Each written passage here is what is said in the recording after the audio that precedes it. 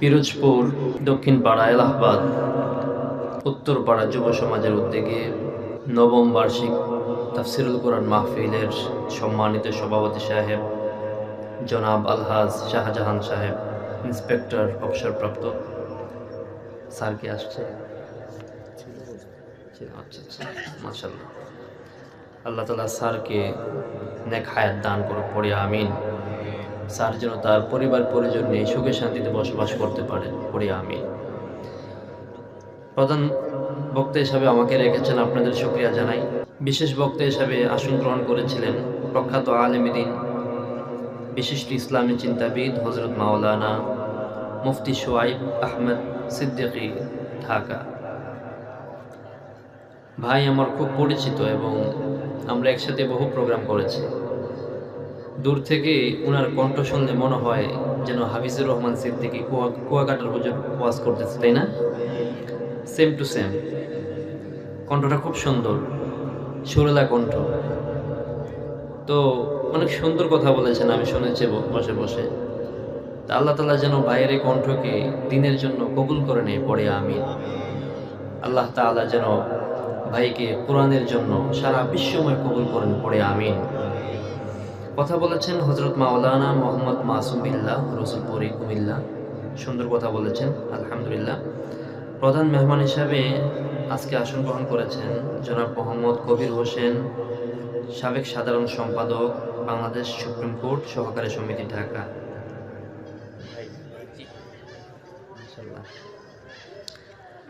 খুব আমার কাছে যতটুকু, আমি তো ভাইকে চিনি না, আজকে দেখলাম এবং যতটুকু কথা বলেছে আলহামদুলিল্লাহ, ইসলাম প্রিয়, আলহামদুলিল্লাহ বলে। এরকম কবির ভাই প্রত্যেক ঘরে ঘরে জন্মাকে আমরা চাই কি চাই না?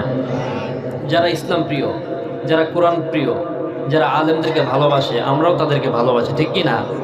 এবং আমরা চাই তাদের ভবিষ্যৎ যেন উজ্জ্বল হয়, তাদের সম্মান মর্যাদা যেন আল্লাহ পাক আকাশচুম্বী করে দেয়, পড়ে আমিন। প্রধান অতিথি হিসেবে আসন গ্রহণ করেছেন জনাব মোহাম্মদ মাসুম সরকার, বিশিষ্ট ব্যবসায়ী, মগু পুষ্করিণী। আমার ভাইকে যেন আল্লাহ পাক কবুল করুন, পড়ে আমিন। দেখেন অনেক জায়গায় অনেক নেতা আছে, তারা এসে একটু কথা বলে চলে যায়, কিন্তু আজকে দেখেন এই দুই ভাই দেখছেন কোরআন শোনার জন্য আসছে, আলহামদুলিল্লাহ পড়েন। আল্লাহ যেন এরকম নেতা প্রত্যেক ঘরে ঘরে জন্মায় এবং আল্লাহ তাআলা যেন তাদেরকে দ্বীনের জন্য কবুল করে, পড়ে আমিন। অনেক ওলামা কেরামগণ আসছেন, তারপর অনেক ভাইয়েরা আজকে বিশেষ অতিথি হিসেবে অনেকে আসছেন। সবাইকে শ্রদ্ধা জানাই, সম্মান জানাই, সবাইকে মোবারকবাদ জানাই। সবাই যেন ইসলামের পক্ষে থাকেন, কোরআনের পক্ষে থাকেন, আলেম ওলামাদের সাথে থাকেন, আল্লাহ যেন কবুল করে, পড়ে আমিন। আজকের মাহফিলে এসে আপনারা খুশি না বেজার? কম নাকি বেশি? আমরা চাই যে প্রতি বছর আমাদের মাহফিলটা হোক, চাই কি চাই না? কিন্তু গত 16 বছর আমরা দেখেছি যেখানে কোরআনের মাহফিল হবে সেখানেই 144 জারি করে দেয়। কথা বলেন? আমরা এই 144 আর চাই না।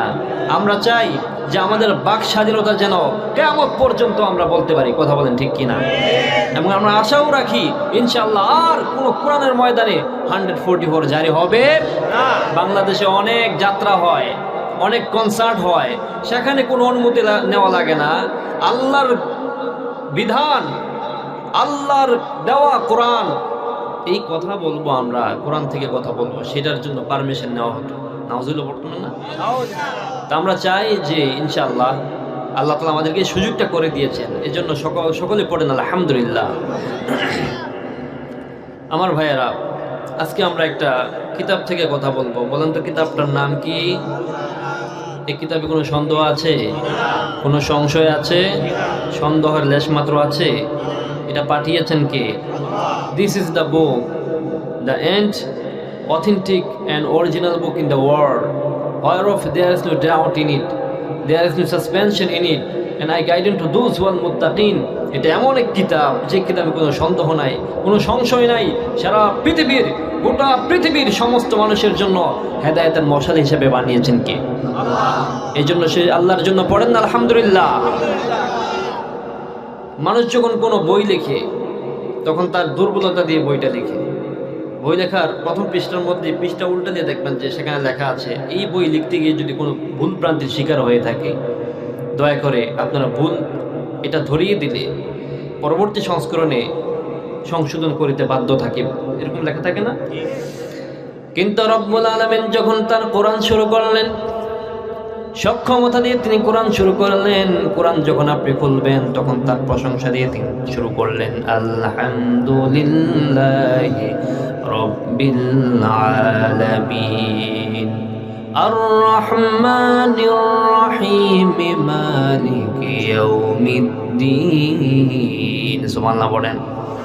আবার যখন আর একটু সামনে যাবেন সেখানেও লেখা দেখবেন, আলিফ লাম মিম যালিকাল কিতাবু লা রাইবা ফীহি হুদাল লিল মুত্তাকিন। এটা এমন এক কিতাব যে কিতাবে কোনো সন্দেহ নাই, কোনো সংশয় নাই, মুত্তাকিনদের জন্য হেদায়েতের মশাল বানিয়ে আমি পাঠিয়ে দিয়েছি। জোরে কন্যা সুবহানাল্লাহ।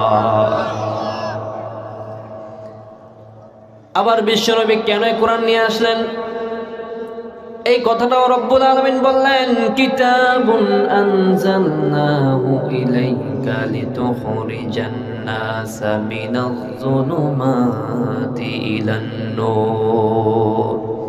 ও মুহাম্মদ সাল্লাল্লাহু আলাইহি সাল্লাম, I have revealed this book to you so that you can bring the people from darkness to light. ও মুহাম্মদ সাল্লাল্লাহু আলাইহি সাল্লাম, পড়েন সাল্লাল্লাহু আলাইহি সাল্লাম, আমি কিতাব নাযিল করেছি আপনার উপর যাতে করে আপনি মানুষদেরকে জাহান্নামের পথ থেকে এনে জান্নাতের পথ দেখাই দিতে পারেন। সুবহানাল্লাহ। এই কোরআন জান্নাতের পথ দেখায়। এই কোরআন, এই জান্নাতের পথ শুরু হয়েছে দুনিয়া থেকে, শেষ হবে জান্নাতুল ফিরদাউসে। কথা বলেন ঠিক কিনা? এই জন্য কোরআন নিয়ে মরতে চাই, কোরআন নিয়ে বাঁচতে চাই, কোরআন নিয়ে থাকতে চাই। কথা বলেন ঠিক কিনা? এই কোরআন নিয়ে থাকবেন তো ইনশাআল্লাহ? কোরআনের পক্ষে থাকবেন তো ইনশাআল্লাহ? এই কোরআন আমরা শুধু মাহফিলের গণ্ডি পর্যন্ত নয়, পার্লামেন্টে কোরআন আমরা চাই কি চাই না? এই পার্লামেন্টে কোরআনের আইন দিয়ে সারা রাষ্ট্র পরিচালনা হোক, চাই কি চাই না? আল্লাহ পাক যেন তৌফিক দান করে, পড়ি আমিন। আপনি যদি স্পেসিফিকলি যদি শান্তি খুঁজতে চান, কসম আল্লাহ, কোরআন ছাড়া, কোরআনের আইন ছাড়া কোথাও আপনি শান্তি পাবেন না। কসম। আপনি যদি এই দুনিয়াতে শান্তি মতো বসবাস করতে চান, সারা পৃথিবীর সমস্ত মানুষকে যদি তাদের স্ব অধিকার যদি তারা ফিরে পেতে চায়, কোরআনের আইন ছাড়া কোনো বিকল্প নাই। এজন্য খেলাফা ব্যবস্থা দরকার আছে না নাই? আমরা চাই যেন আল্লাহ তাআলা এই ব্যবস্থা আমাদেরকে করে দেয়, পড়ে আমিন। এবং এই কোরআনের সংস্পর্শে যেন আমরা থাকতে পারি, পড়ে আমিন। কারণ কোরআনের এই সংস্পর্শে আসার আগে একটা মানুষ থেকে জিরো, কোরআনের সাথে লাগার কারণে হয়ে যায় হিরো। আপনি দেখেন, একটা কোরআনের যখন আমরা গিলাপ বানাই, গিলাপটা আগে কি থাকে? কাপড় থাকে, 25 টাকা গজ, 30 টাকা গজ। এই কাপড়টাকে কি আপনি চুমু দেন, মাথায় উঠান, কপালে লাগান, বুকে নেন? যখন এটাকে আপনি গিলাপ বানান, যখন কোরআনের সাথে জুড়ে দেন, যখন এটাকে কোরআনের সাথে লাগিয়ে রাখেন, তখন এই গিলাপটাই যখন পায়ে লাগে, চুমু খান কি খান না? সুবহানাল্লাহ বলবেন না? এই জন্য কোরআনের সাথে যারাই লাগবে তাদের সম্মান মর্যাদা আকাশচুম্বী করে দিবে কে? আর কোরআন থেকে যারা বিমুখ হয়ে যাবে, যারা কোরআনের বিরুদ্ধাচরণ করবে, তাদেরকে আল্লাহ তাআলা নমরুদ, ফেরাউনের মতো থাপ্পড় দিয়ে মাটির নিচে গাড়িয়ে দিবেন। কথা বলেন ঠিক কিনা? এই জন্য আমরা কোরআনের সাথে থাকতে চাই। রাজি আছি ইনশাআল্লাহ? তো এই কিতাব নিয়ে আমি একটু কথা বলবো, এই কোরআন থেকে কুটকুট করে একটু কথা বলবো। থাকবেন শেষ পর্যন্ত। আল্লাহ যেন আমাদেরকে তৌফিক দান করে, পড়ে আমি। বিশ্বনবী বললেন, মান কারা আয়াতুল কুরসি ফি দুবরি কুল্লি সালাতিন মাকতুবাতিন লাম ইয়ামনাহু মিন দুখুলিল জান্নাতি ইল্লা ইয়ামুত। কোন ব্যক্তি যদি প্রত্যেক ফরজ নামাজের পর কোন ব্যক্তি যদি আয়াতুল কুরসি পাঠ করে, মৃত্যুর পর সে জান্নাতে চলে যায়। লোকটা মরে না তাই জান্নাতে যায় না, মরলেই জান্নাত। সুবহানাল্লাহ পড়েন। কোনো বাধা আছে? কোনো বাধা বিপত্তি নেই। এই জন্য রব্বুল আলামিন বললেন, এই আয়াতুল কুরসি এটা অনেক মর্যাদাবান আয়াত। এটার মধ্যে আল্লাহ তাআলা তার একাত্মবাদের প্রশংসা করা হয়েছে, তার গুণাবলী ধরা হয়েছে, তার অনেক সুন্দর সুন্দর আলোচনা এই আয়াতের মধ্যে করা হয়েছে। বিশ্বনবী হযরতে একজন সাহাবীকে তিনি বললেন, উবাই ইবনে খালফকে বললেন যে ও একজন সাহাবীকে বললেন, ও সাহাবী বলো তো কোরআনের মধ্যে সবচাইতে মর্যাদাবান সূরা কোনটা, আয়াত কোনটা? তিনি বললেন সূরাতুল আয়াতুল কুরসি। বিশ্বনবী তাকে চপাটাঘাত করলেন ভালোবেসে, বললেন যে ইয়া আবাল মুনজির, তোমার জ্ঞান সুন্দর হোক, তোমার জ্ঞান সহজ হোক। সুবহানাল্লাহ পড়ে। আবার হযরত আবু বকর সিদ্দিক রাদিয়াল্লাহু তাআলা আনহু থেকে বর্ণিত, বিশ্বনবী আবু হুরায়রা রাদিয়াল্লাহু তাআলা আনহুকে যাকাতের মালের পাহারাদার হিসেবে তিনি নিযুক্ত করে দিয়ে তিনি বললেন, আজকে থেকে তুমি এই গনিমতের মাল পাহারা দিবা। রাত্রে যখন ঘুমিয়ে গেল, হঠাৎ করে একটা চোর আসলো, এসে এই গনিমতের মাল চুরি করলো, ধরা পড়ে গেল। বলতে যে আজকে তোমাকে বিশ্বনবীর কাছে নিয়ে যাবো। বলছে ভাই আমাকে মাফ করে দেন, আমি আসলে বুঝতে পারিনি, আমার পরিবার অনেক দুঃস্ব, অনেক দরিদ্র, অনেক গরিব, আমরা খেতে পারি না, এই কারণে আজকে চুরি করতে আসছি। এরকম 3 বার ধরা খাইছে।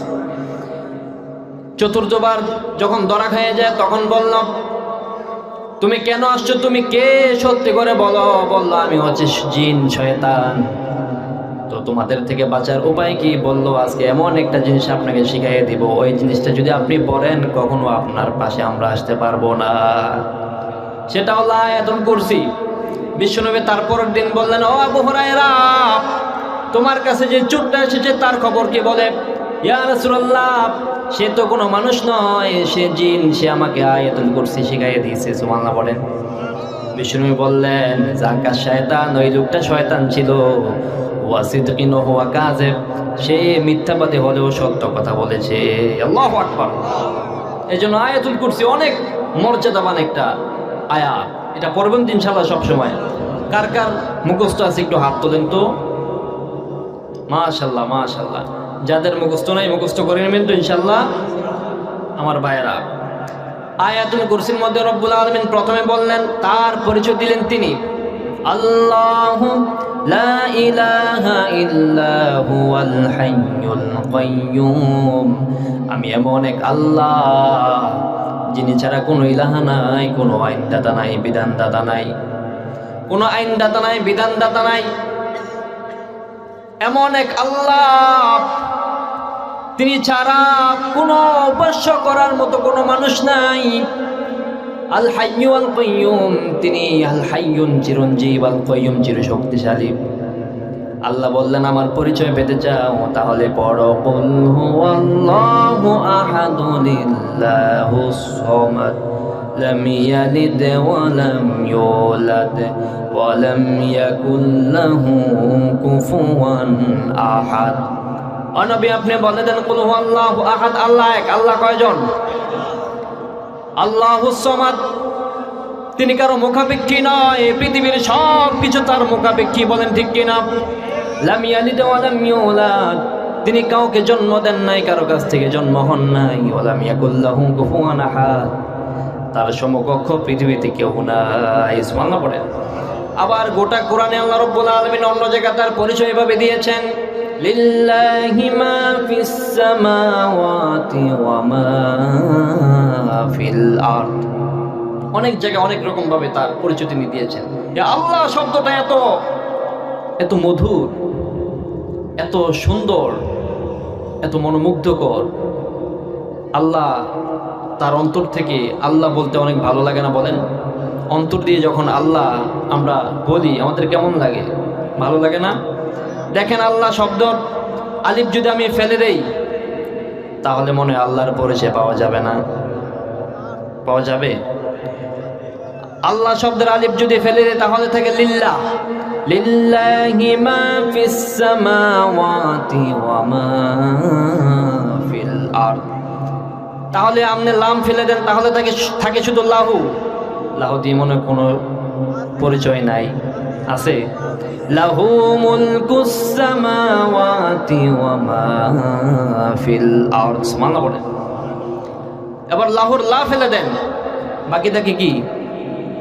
হা। হা দিয়ে মনে আল্লাহর কোনো পরিচয় পাওয়া যাবে না?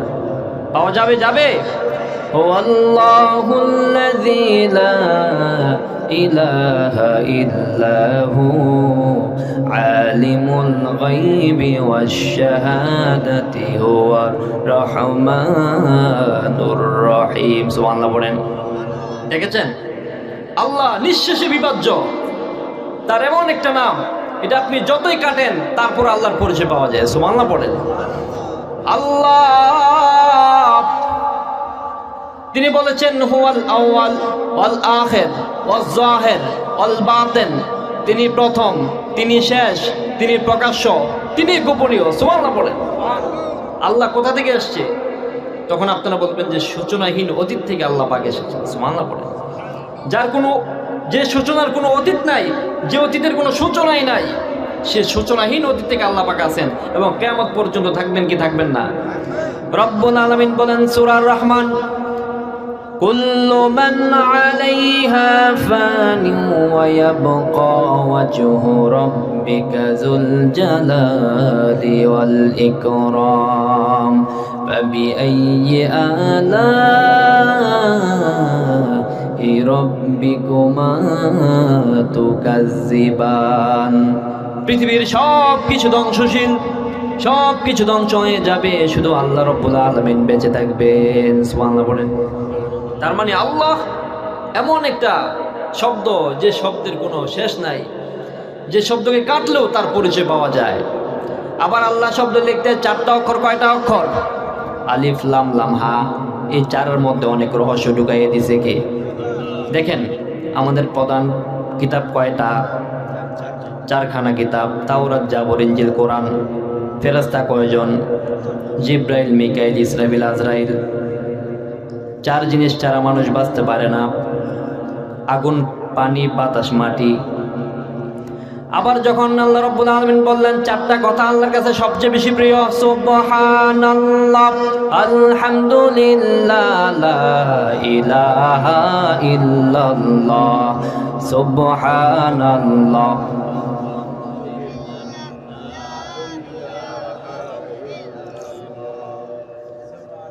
পড়েন লা ইলাহা ইল্লাল্লাহ, লা ইলাহা ইল্লাল্লাহ, মুহাম্মাদুর রাসূলুল্লাহ সাল্লাল্লাহু। আবার বিশ্বনবী বললেন, ইযা উযিআল মাইয়িতু ফি কবরি, যখন কোনো মৃত ব্যক্তিকে কবর রাখা হয়, যা আল কুরআন ইনদা রাসি, কুরআন তার মাথার দিকে আসে। ওয়াসসালাতু আন ইয়ামিনি, নামাজ তার ডান দিকে আসে। ওয়াসসামু আন শিমালিহি, রোজা তার বাম দিকে আসে। ওয়াল আমালু আন রিজলাইহি ওয়াসাইরুল আমালি আন রিজলাইহি, অন্যান্য আমলগুলো তার পায়ের দিকে আসে। সুবহানাল্লাহ পড়েন। তার মানে 4-এর মধ্যে অনেক কারিশমা আল্লাহ পাক রেখেছেন। এই জন্য আল্লাহ রাব্বুল আলামিন এই তার নামটা এত সুন্দর করে তিনি লিখেছেন, আল্লাহু লা ইলাহা ইল্লা হুয়াল হাইয়ুল কাইয়্যুম। লা ইলাহা ইল্লাহু, তিনি ছাড়া কোনো ইলাহ নাই, কোনো মাবুদ নাই। আল্লাহ বললেন, আমি ছাড়া যদি কোনো ইলাহ থাকতো পৃথিবী ধ্বংস হয়ে যেত। রব্বুল আলামিন বললেন, লাউ কানা ফীহিমা আলিহাতুন ইল্লাল্লাহু লাফাসাদাতা, আমি আল্লাহ ছাড়া যদি অন্য কোনো ইলাহ থাকতো পৃথিবী ধ্বংস হয়ে যেত। কিভাবে? আল্লাহ যদি 5 জন 10 জন 20 জন থাকতো, একজন কইতো যে আজকে পানি দরকার, আরেক আল্লাহ কইতো না পানির দরকার নাই। মারামারি আছে না নাই? কথা বলে, তার মানে গন্ডগোল আছে। এজন্য আল্লাহ এক, তিনি অদ্বিতীয়, তিনি একজন।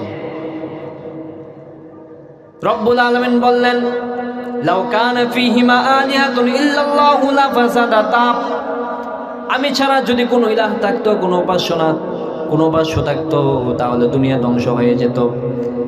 আল হাইয়্যু ওয়াল কাইয়্যুম, তিনি চিরঞ্জীব, চিরশক্তিশালী। আল্লাহর কোনো মরণ আছে নাকি? আমাদের মরণ আছে না? আল্লাহর কি কোনো মরণ আছে নাকি? হাত থেকে ফেলে গ্লাসটা ভেঙে দিলাম, কিন্তু আমি আল্লাহ যদি একটু ঘুমাতাম, পৃথিবীটাও মেসাকার হয়ে যেত। মুসা, 2 গ্লাস পানি তুমি রাখতে পারো নাই, সব ভেঙে শেষ। আমি আল্লাহ যদি 1 সেকেন্ড ঘুমিয়ে যেতাম, আমি যে ঘুমাই না, আমি যে সব কিছু দেখতেছি এটা তো সবাই জানে। এরপরও মানুষ অপরাধ করে কি করে না, চুরি বাটপারি করে কি করে না, ডাকাতি করে কি করে না, লুটতরাজ করে কি করে না, চাঁদাবাজি করে কি করে না, দেশের টাকা বিদেশে গিয়ে বেগম পাড়ায় বাড়ি বানায় কি বানায় না। সবকিছু জানে ওরা, আল্লাহ সবকিছু দেখতেছে এবং এটাও জানে যে কিয়ামতের দিবসে দাঁড়াতে হবে আল্লাহর সামনে। এরপরও এত অন্যায় অপরাধ, আর আল্লাহ যদি সামান্য একটু ঘুমাইতো কি অবস্থা হইতে পারে আপনারাই কোন কথা বুঝতে পারছেন? এই জন্য রব্বুল আলামিন বললেন লা তাখুযুহু সিনাতুন ওয়ালা নাওম, আমি এমন এক আল্লাহ, তন্দ্রা আর নিদ্রা কোনো কিছু আমাকে স্পর্শ করতে পারে না। এরপরে রব্বুল আলামিন বললেন লাহু মা ফিস সামাওয়াতি ওয়া মা ফিল আরদ, আসমান জমিনের মধ্যে যা কিছু আছে এগুলো কার? কথা বলেন, কার? আমার বাড়ি কার? আমার গাড়ি কার? আমার জমি, আমার ব্যাংক ব্যালেন্স, আমার সন্তান সন্ততি। এই জন্য মুসা ইব্রাহিম নবী বললেন ইন্না সালাতি ওয়া নুসুকি ওয়া মাহইয়ায়া ওয়া মামাতি লিল্লাহি রাব্বিল আলামিন, আমার নামাজ, আমার কুরবানি, আমার হায়াত, আমার মত একমাত্র কেবলমাত্র শুধুমাত্র কার জন্য? আল্লাহর জন্য না? সব কিছু আল্লাহর জন্য নিবেদিত। এই জন্য লাহু মা ফিস সামাওয়াতি ওয়া মা ফিল আরদ, আসমান জমিনের মধ্যে যা আছে সব কার? আমরা হচ্ছি প্রতিনিধি, রক্ষণাবেক্ষণকারী, জাস্ট পাস হয় আমাদের হাত থেকে। আজকে আমি জমির মালিক, আমি মরে গেলে আমার জমির মালিক হয়ে যাবে কি? সন্তান। আমি কইছিলাম এটা আমার, কিন্তু আমি শেষ। এরপর আমার ছেলে জমির মালিক হয়ে সেগুলো বলতেছে এটা আমার। এরপর আবার আমার ছেলে যখন মারা যাবে তার ছেলে বলবে এটা তার। আসলে কি কারো এটা? কার এটা? আল্লাহ। এই জন্য রব্বুল আলামিন বললেন লাহু মা ফিস সামাওয়াতি ওয়া মা ফিল আরদ, আসমান জমিনের মধ্যে যা কিছু আছে সব কিছু কার? আল্লাহ। এই জন্য আল্লাহ একদিন না একদিন সব কিছু ধ্বংস করে দেবে। এ বাড়ি ঘর ব্যাংক ব্যালেন্স কিছু থাকবে নাকি? কিচ্ছু থাকবে না, সব কিছু হালাক করে দেবেন কে? এরপরে রব্বুল আলামিন বললেন মান যাল্লাযী ইয়াশফাউ ইনদাহু ইল্লা বিইজনি, কে আছে আমি আল্লাহর অনুমতি ছাড়া সুপারিশ করবে? কেউ আছে নাকি? আল্লাহর অনুমতি ছাড়া, আল্লাহর অনুমতি ছাড়া কেউ আছে সুপারিশ করার?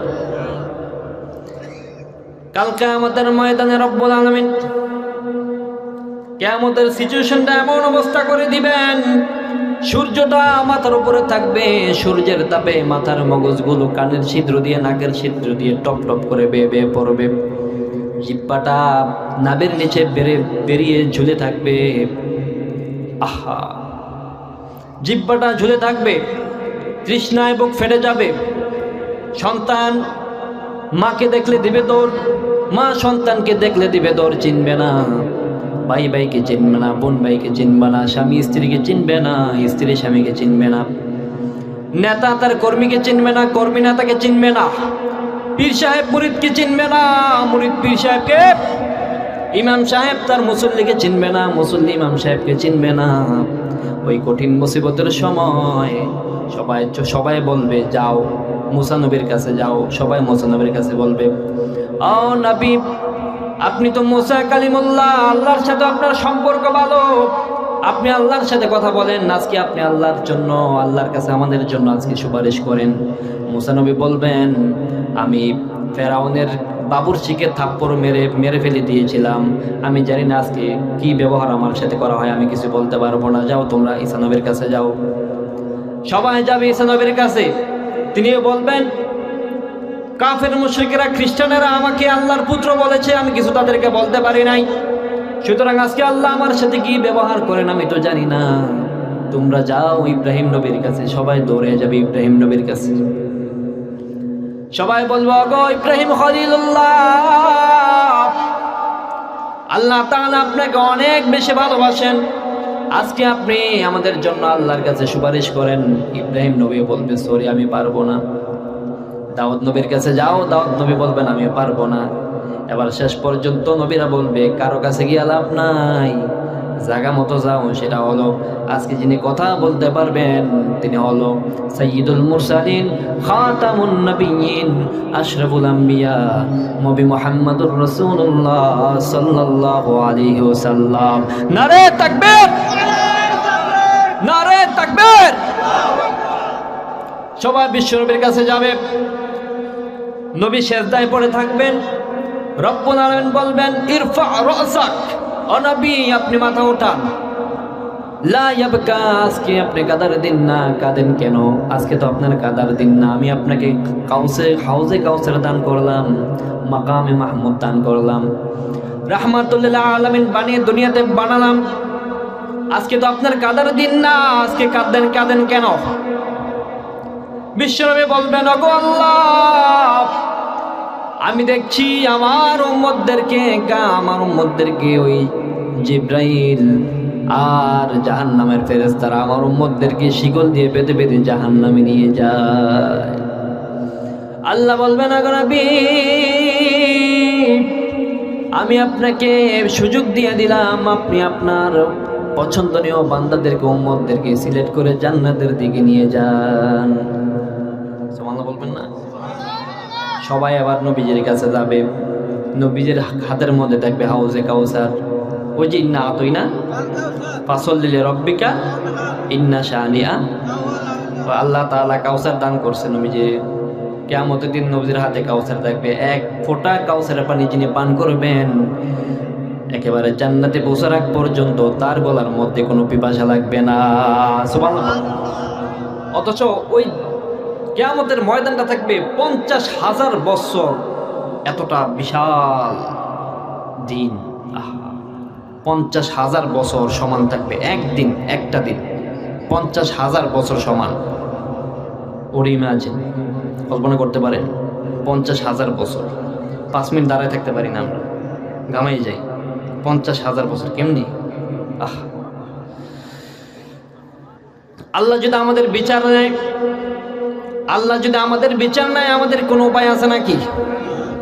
এই জন্য রব্বুল আলামিনের কাছে সবসময় দোয়া চাই, আল্লাহ তুমি আমাদেরকে মাফ করে দিও, বিচারের কাঠগড়ায় তুমি আমাদেরকে দাঁড় করাইও না। রোজ হাসরে আল্লাহ আমার করোনা বিচার, আল্লাহ করোনা বিচার। বিচার চাহে না শুধু চাই যে ক্ষমা, তোমার গুনাহগার আল্লাহ করোনা বিচার। আমি জেনে শুনে জীবন ভরে পাপ করেছি ঘরে পরে, এখন আশা নাই থাকবো যে কেমনে তোমার দয়া ছাড়া, আল্লাহ করোনা বিচার। রোজ হাসরে আল্লাহ আমার করোনা বিচার, আল্লাহ করোনা বিচার। পড়ে আমি কেউ বাঁচতে পারবে না, সবাই ধরা খেয়ে যাবে। বিচারের কাঠগড়া যেন আল্লাহ তাআলা আমাদেরকে না দাঁড় করান। আমরা চাই আল্লাহ যেন আমাদেরকে বিনা হিসাবে জান্নাত দেয়। পড়ে আমিন। সবাই নবীজির কাছে যাবে, নবীজি মাথা উঠাবেন।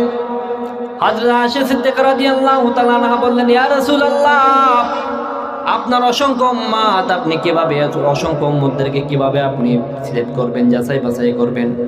আল্লাহর নবী বললেন, ও আয়েশা, একটা বিশাল ময়দানের মধ্যে কালো কপালওয়ালা ঘোড়া যদি থাকে, এই কালো কপালওয়ালা ঘোড়ার মাঝখানে সাদা কপালওয়ালা ঘোড়া যদি থাকে, চেনা যাবে নাকি? বলে হ্যাঁ চেনা যাবে।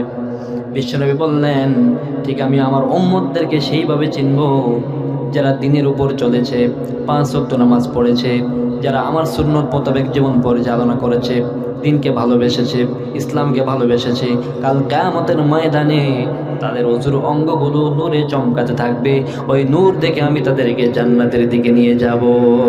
সুবহানাল্লাহ। আমার ভাইয়েরা,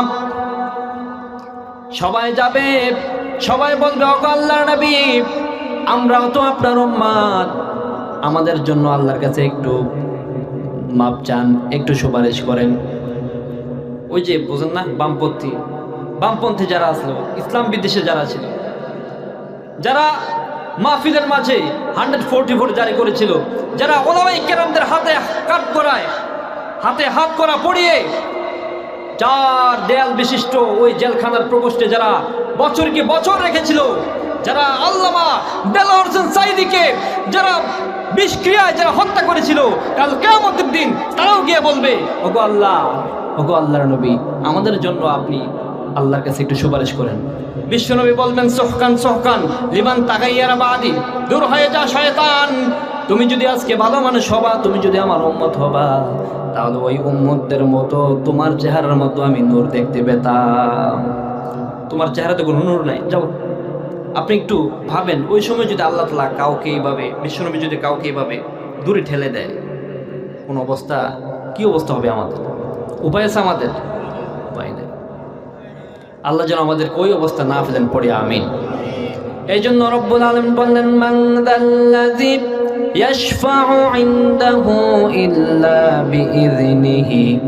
এরপরে আল্লাহ বললেন, ইয়ালামু মা বাইনা আইদিহিম ওয়া মা খালফাহুম ওয়া লা ইউহীতুনা বিশাইইন মিন ইলমিহি ইল্লা বিমা শাআ।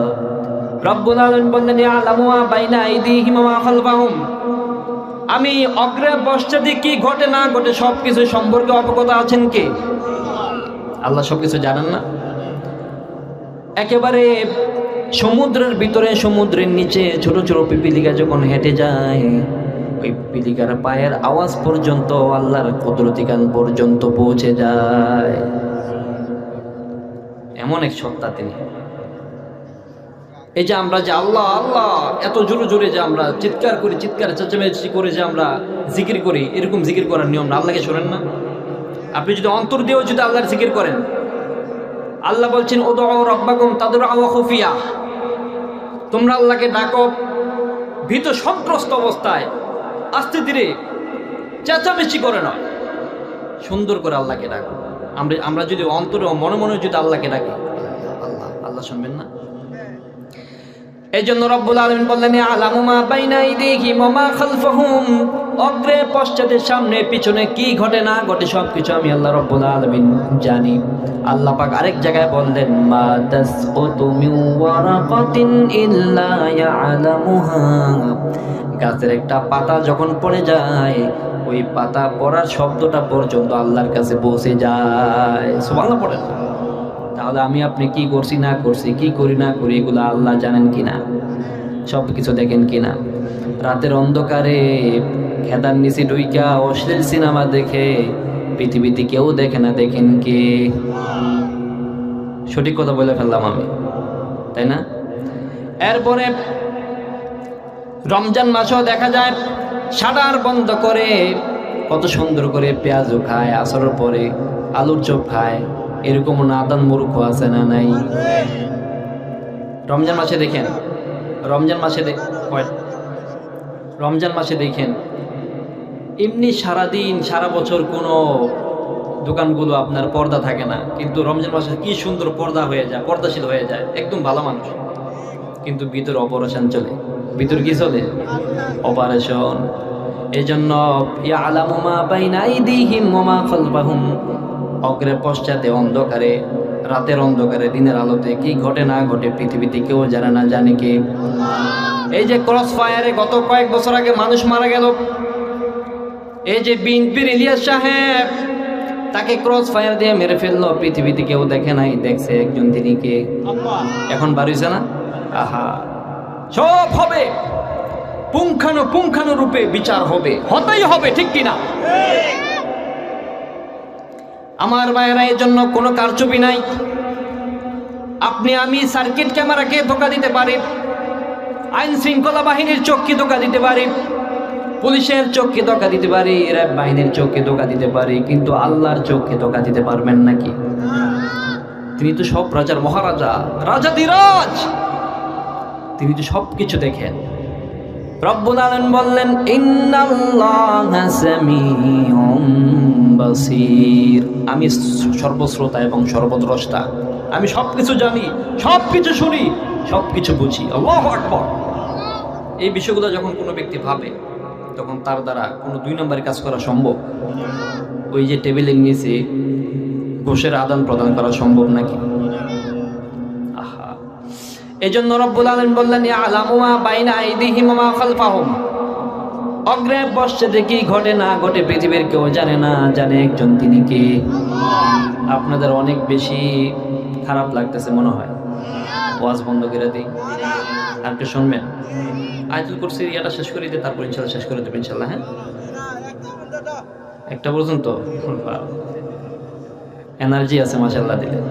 এটা হচ্ছে ইসলামিক এনার্জি, এটা সবার থাকার দরকার আছে, ঠিক কি না? না, তবে এটাও চিন্তা করতে হবে যে বেশি রাত নেওয়া ঠিক হবে না। কারণ এই যে আমি যে কথা বলতেছি, এই আওয়াজটা, এই সাউন্ড পলিউশনটা, এটা কিন্তু মানুষ অসুস্থ হয়ে যায়। অনেক মানুষ, অনেক বাচ্চারা আছে শব্দ শুনে ভয় পেয়ে যায়, তারপর অনেক অসুস্থ হার্টের রোগী আছে, এগুলো ঠিক না। বেশি রাত পর্যন্ত মাহফিল নেওয়া ঠিক না। এই সর্বোচ্চ 11টা সাড়ে 11টা পর্যন্ত যেতে পারে, কিন্তু অনেক জায়গা আছে আপনার সারা রাত ব্যাপী মাহফিল চলে। কি দরকার ভাই? আমার ওয়াজ আমি কি আপনাকে জোর করে শোনাইতে হবে? দরকার আছে কোনো? ইসলাম তো এটা কখনো চাপাই দেবে না। আরিফ বিন হাবিব সাহেব বলছে যে আমার ওয়াজ কাউকে শোনানোর দরকার নাই, আপনারা শোনেন।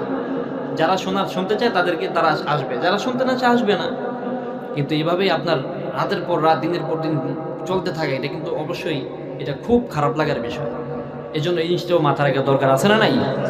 তাহলে আরো অল্প একটু কথা বলি, ইনশাআল্লাহ শেষ করে দেবো। হ্যাঁ, আল্লাহ বললেন ইয়ালামু মা বাইনা আইদিহিম ওয়া মা খালফাহুম ওয়ালা ইউহিতুনা বিশাইইম মিন ইলমিহি ইল্লা বিমা শা।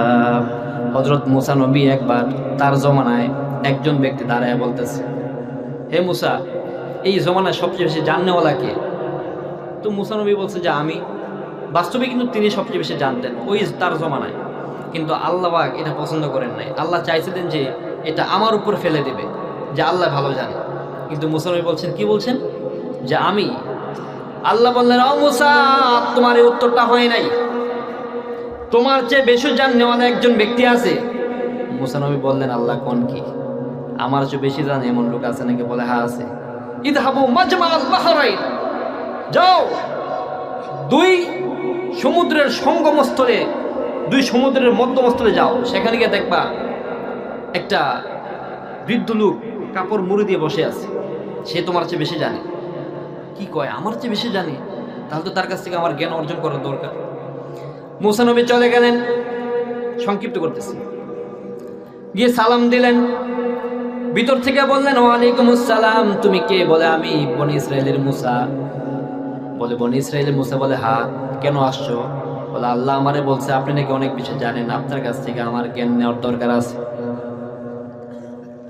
মুসা নবী বললেন, আপনার কাছ থেকে আমার জ্ঞান নেওয়ার দরকার আছে।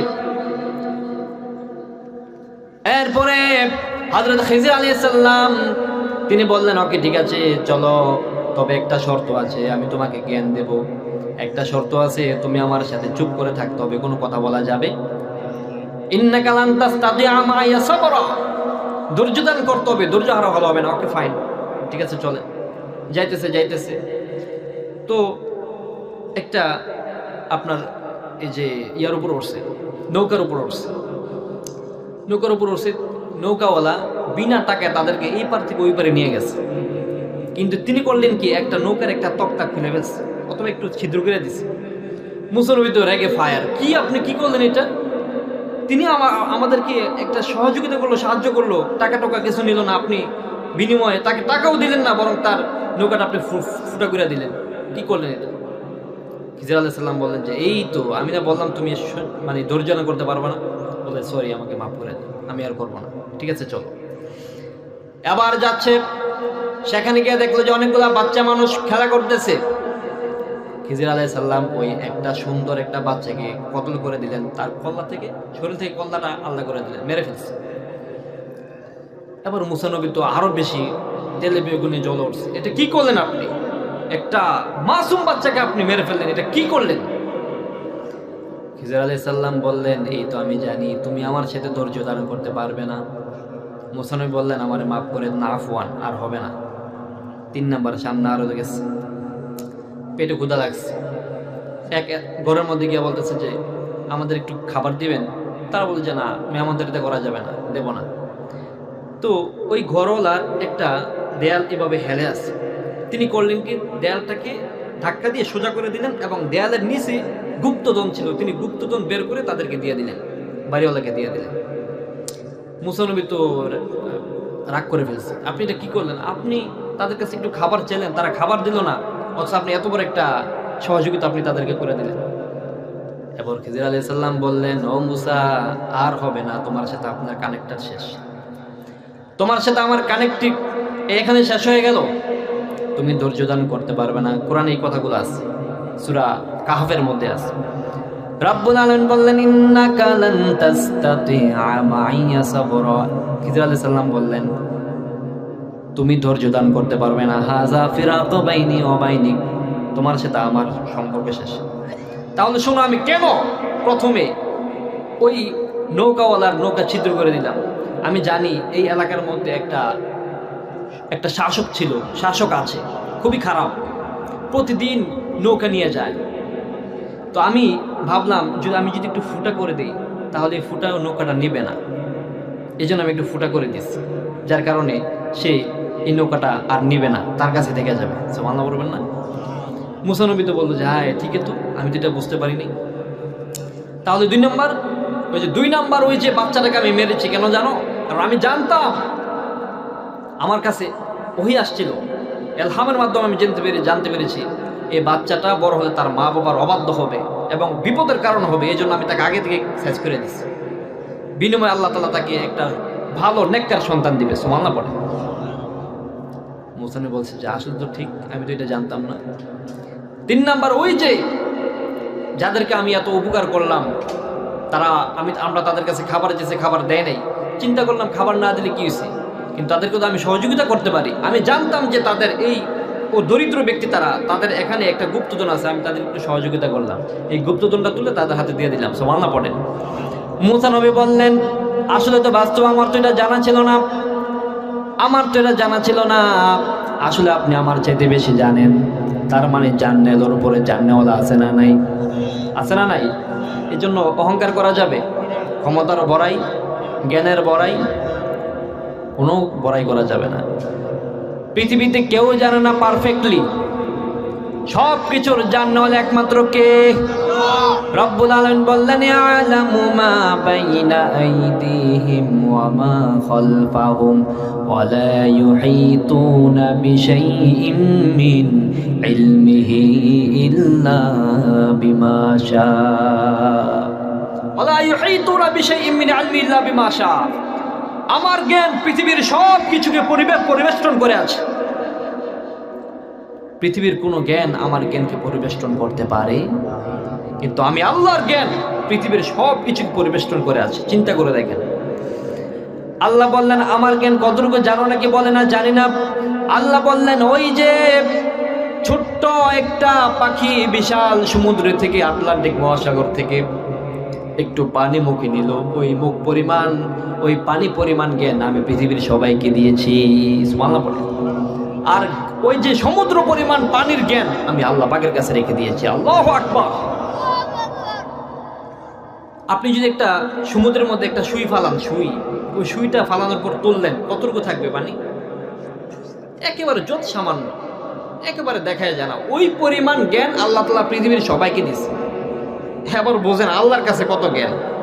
আল্লাহু আকবার।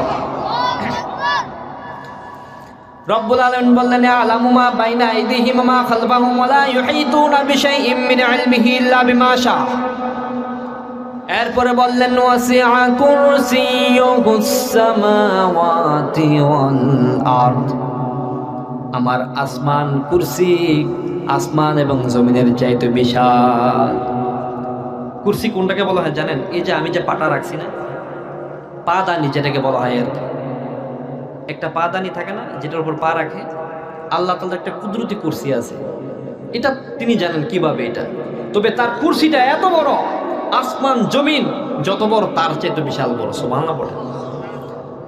রব্বুল আলামিন বললেন ওয়া ইয়াহমিলু আরশা রাব্বিকা ফাওকাহুম ইয়াওমাইযিন সামানিয়া।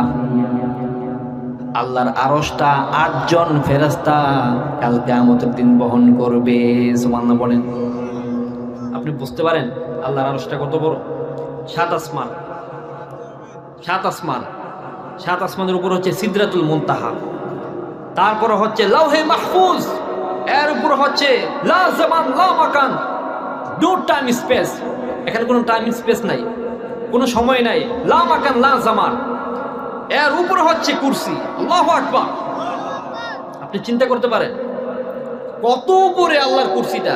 আর আল্লাহ যে কুরসির মধ্যে, আল্লাহ পাক যে কুরসিটা, যে চেয়ারে, যে সিংহাসনে বসে থাকেন, ওই সিংহাসনটা 8 জন ফেরেশতা বহন করে। সুবহানাল্লাহ বলে।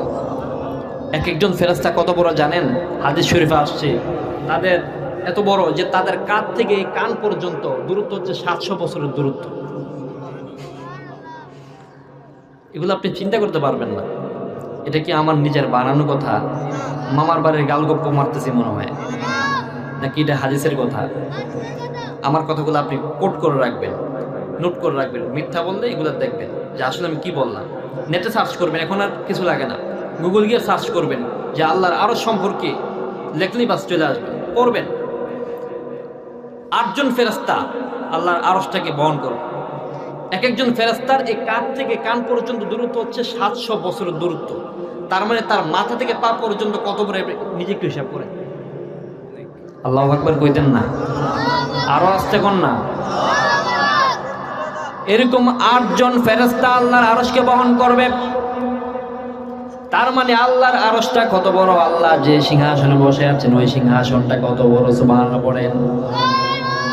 আল্লাহ বললেন ওয়ালা ইউহিতুনা বিশাইইম মিন ইলমিহি ইল্লা বিমা শাআ ওয়াসি'a কুরসিয়্যুহুস সামাওয়াতি ওয়াল আরদ ওয়ালা ইয়াউদুহু হিফযুহুমা ওয়া হুয়াল আলিয়্যুল আযীম। 7 আসমান, 7 জমিন, এগুলা রক্ষণাবেক্ষণ করতে আল্লাহর কোনো কষ্ট পেতে হয় না। ওয়ালা ইউহিতুনা বিশাইইম মিন ইলমিহি ইল্লা বিমা শাআ ওয়ালা ইয়াউদুহু হিফযুহুমা, এগুলাকে রক্ষণাবেক্ষণ করতে কোনো কষ্ট হয় না। আল্লাহ তো অনেক আগে থেকে বসে আছেন ক্ষমতার চেয়ারে, তিনি তো খুব হাঁপাই গেছেন মনে হয়। অনেক বছর হয়ে গেল না, কোটি কোটি বছর হয়ে গেছে। তার তো ক্ষমতা এখন মানে তার তো গদি ছাড়ার দরকার। নাউজুবিল্লাহ কইবেন না? আল্লাহ তিনি গদি ছাড়বেন না, তিনি গদিতে বসা আছেন। তার কুরসি এটা সূচনাহীন অতীত থেকে আছে, কিয়ামত পর্যন্ত থাকবে। আমার আল্লাহ রাব্বুল আলামিন বললেন ওয়ালা ইয়াউদুহু হিফযুহুমা, আকাশের মধ্যে লক্ষ লক্ষ তারা আছে, এক একটা তারা এক এক জায়গায় দিয়ে যায়, এগুলা রক্ষণাবেক্ষণ আমি আল্লাহ রাব্বুল আলামিন করি। এত সব কিছু এই পরিচালনা, গোটা কুল কায়নাত পরিচালনা করার জন্য করতে গিয়ে আমার ন্যূনতম একটু কষ্ট ফিল হয় না। কোরআনের কথা। তার মানে আল্লাহ সব কিছু পারেন, ঠিক কিনা? ইন্নাল্লাহা আলা কুল্লি শাইইন কাদির, তিনি সব কিছুর উপরে শক্তিশালী। ইন্নাল্লাহা ইয়াফআলু মা ইউরিদ, তিনি যা ইচ্ছা তাই করতে পারেন। এই ক্ষমতা পৃথিবীর কারণে আছে একজন, তিনি কে? ওয়াসি'a কুরসিয়্যুহুস সামাওয়াতি ওয়াল আরদি ওয়ালা ইয়াউদুহু হিফযুহুমা ওয়া হুয়াল আলিয়্যুল আযীম। তিনি সুউচ্চ এবং সুমহান। এই যে আয়াতুল কুরসির যে কথাগুলো আমি আপনাদের সাথে শেয়ার করলাম, অনেক কথা বললাম, এখন একেবারে সারসংক্ষেপ যে কথাটা আমি বলতে চাই সেটা হচ্ছে আয়াতুল কুরসির ফজিলত। আয়াতুল কুরসিটা শিখবেন, সবার কাছে আমার আকুল আবেদন, শিখবেন তো ইনশাল্লাহ। বেশি সময় লাগবে না, 9 আয়াত, সম্ভবত 9টা কথা আর কি আয়াতুল কুরসির মধ্যে। এই 5 থেকে 6 লাইনের এই আয়াতুল কুরসিটা সবাই পারবেন তো ইনশাল্লাহ? শিখবেন তো ইনশাল্লাহ?